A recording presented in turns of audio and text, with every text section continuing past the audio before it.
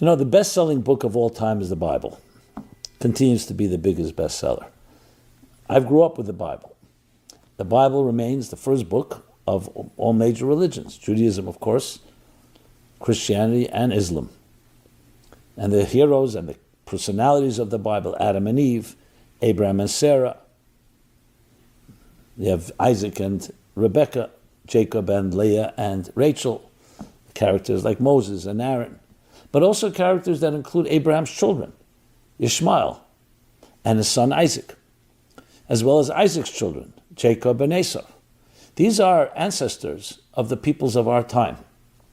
So I wanted to address, talking about the spiritual front, that people ask the question, what is this war about in the first place? I'm not talking about the immediate horror we all understand and we're all appalled and we understand it has to be completely eradicated. But the bigger picture, is it a 75-year war since Israel became a state? Is it a war that goes back 100 years, 200 years? Does it go back thousands of years? And what is it about? When you want to fight a war, you want to know, what do you want?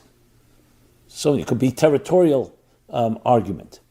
I believe that you have some of my territory. It could be resources. It could be power. It could be ideology. I think it's critical to understand that this is religious in nature.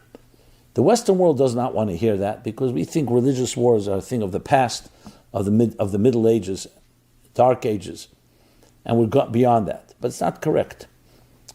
Religious wars are real. And what we call terrorism, or some people call radical fundamentalism, or radical Islam, is based on a religious approach, not based on some just territory. Is it just territory? Is it just that state, that land, that Israel, where the Jews live in Israel? That's the battle?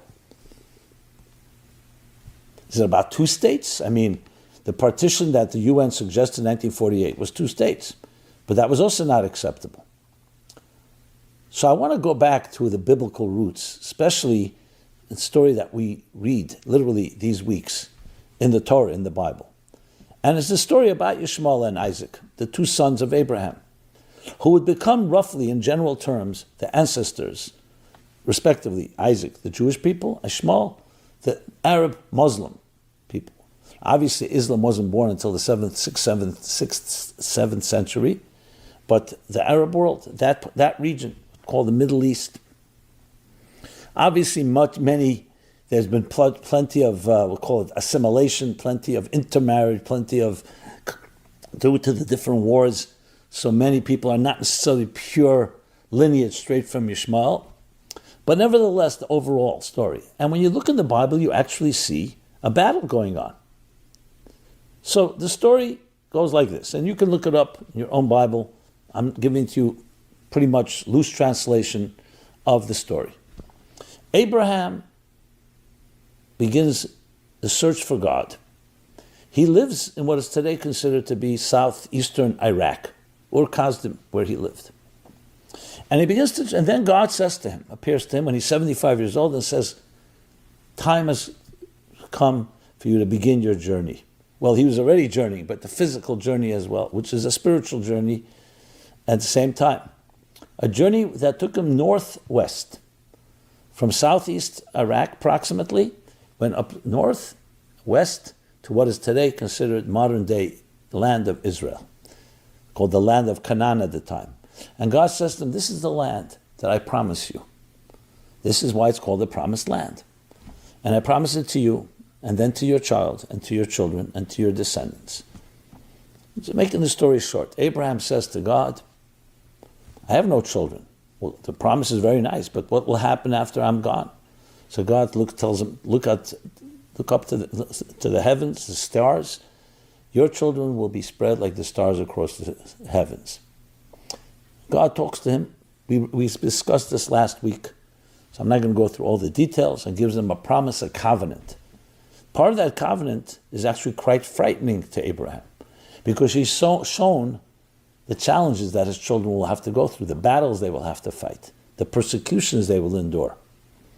Shows him all the empires to come, the main empires, the Egyptian Empire, the Babylonian Empire, the Persian Empire, the Roman Empire, and the Ishmaelite Empire. You can call it the Ottoman Empire, you can call it other names, different stages, the Moors, and so on. Abraham is shuddering. But God says to him, by the end, your children will prevail. They may suffer, and they will suffer, but they will prevail.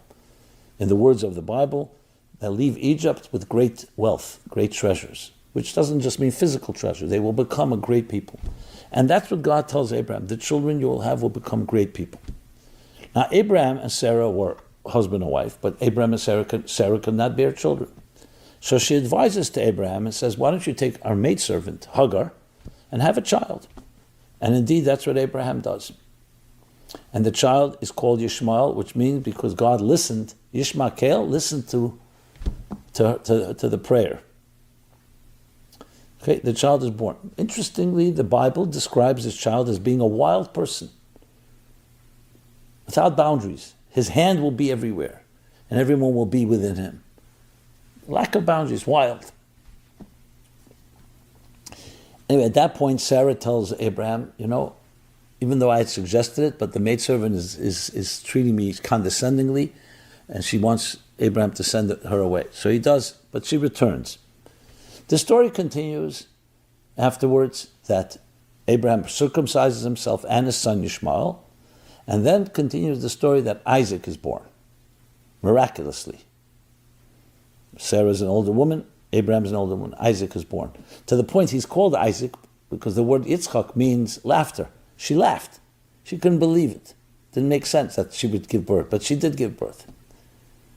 And then the story, I'm taking certain select piece just to continue the narrative, that she sees Ishmael behaving in a way, the Torah calls it merry, but the commentaries explain idolatry, paganism, some say sexually inappropriate. There are different interpretations.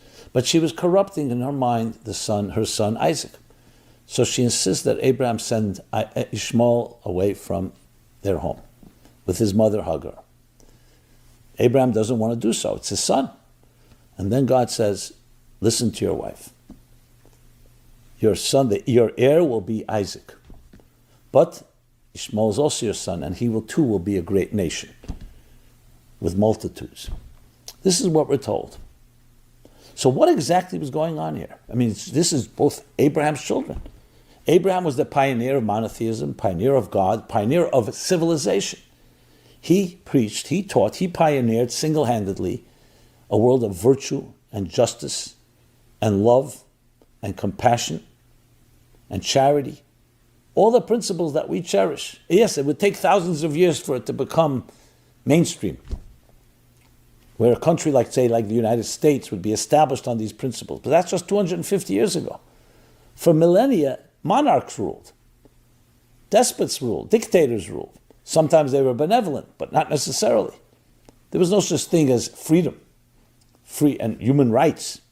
All ideas, principles that Abraham pioneered. And he taught it to his children, obviously, Ishmael and